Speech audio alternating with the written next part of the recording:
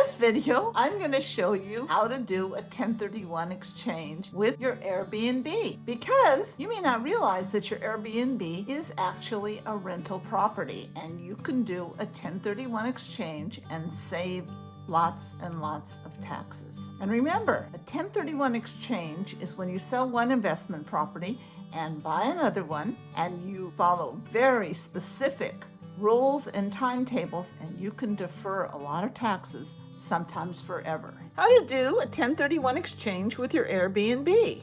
First thing you absolutely need to do is decide whether your Airbnb qualifies per the IRS rules. How does it qualify?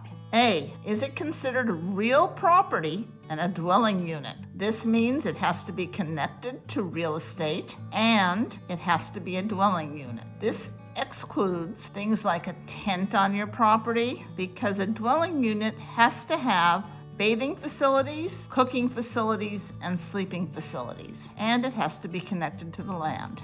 Is it rented at fair market value? Fair market value means open market. And has it been rented at fair market value for at least 2 years? Has it been rented out for at least 14 days in each of the last 2 12-month periods? I recognize that it's very confusing, because in some places in the law it says 2 years, and some place 2 12-month periods. What that really also means is you can't rent it out for more than 14 days in 2 years, but it has to be each of the last 12 months. D, was your personal use a maximum of 14 days or 10% of the rented days in each of the last 12 months? Now, personal use by the IRS definitions is a little bit confusing, and what it means was it by you? Was it by your relatives?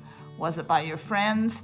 Something where it was used by somebody that did not pay rent. E, did you show it on your tax returns for 24 months? F, be sure and confirm with your tax advisor. G, when you have a new rental that you've exchanged for, be sure that you keep it at least 24 months. This is a little bit different than other exchanges, but it's because an Airbnb sometimes has personal use and isn't always rented out as much as a total rental. Number 2, discuss it with your accountant. Why do you need to discuss it with your accountant? Your accountant is the expert on what your tax returns look like. The accountant knows whether you have shown it as a rental for at least the last 24 months or 2 years, and what your personal use has been and what your rental income has been. Very crucial, otherwise don't bother.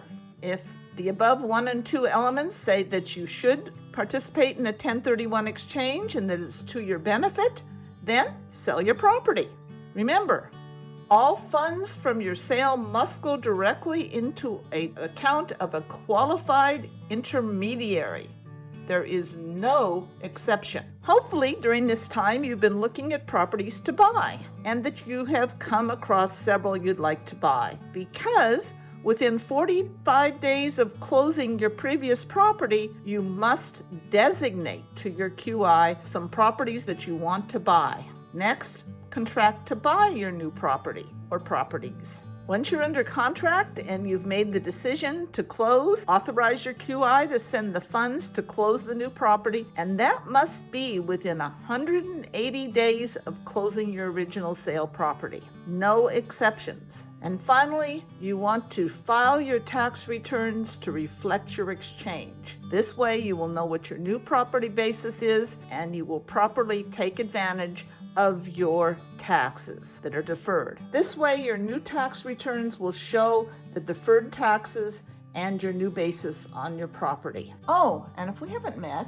my name is Maxine Golden, and I started the 1031 Exchange Lady because I believe that you deserve the same tax breaks as the big investors. And the law says you deserve them. And if you don't believe me, ask your accountant or ask the IRS. They'll tell you the same thing. So keep informed on how to do your 1031 exchange by clicking on the subscribe button below. I'll see you in the next video.